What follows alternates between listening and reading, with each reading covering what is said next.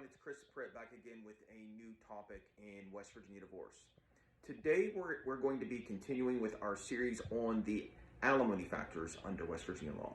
We are going through those usually about 2 per day, and we're going to try to get those wrapped up here really quickly.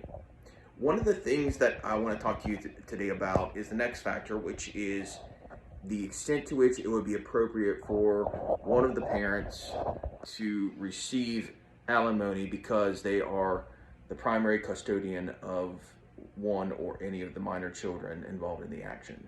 So let's say that you have a stay-at-home mom who has been stay-at-home for a number of years, and the court could look at that, and that could be used as a factor as to why alimony should or should not be appropriate. That's one of the things that a court is going to look at, and they will look at all of the facts and circumstances regarding that. The other factor that we're going to be talking about today is the financial need of a party.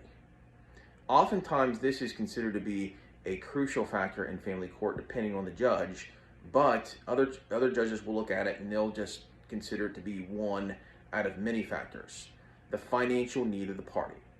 So what you would do is a court under those circumstances would look at the reasonable expenses of one of the people involved in a divorce action. That's going to be a factor that they consider.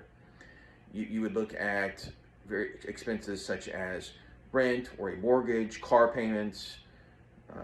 They would look at the utility bills, cable, possibly even something for vacations. A court would be looking at the financial need of the party. And on some level, that's somewhat subjective as to what a financial need is.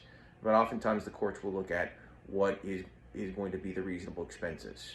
So it's a very crucial and important factor.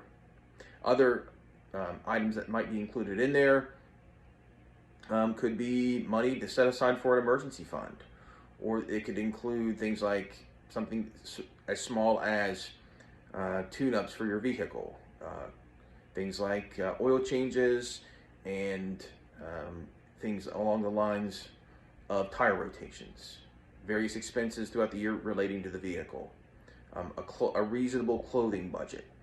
It would be spread out over the course of a year and then divided by 12. A court would look at all of those to determine whether a particular person has a financial need. And they might even look at what the financial need is after they're working the job that they had prior to separation.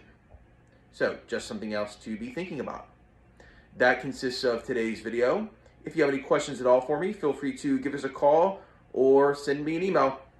Have a good day.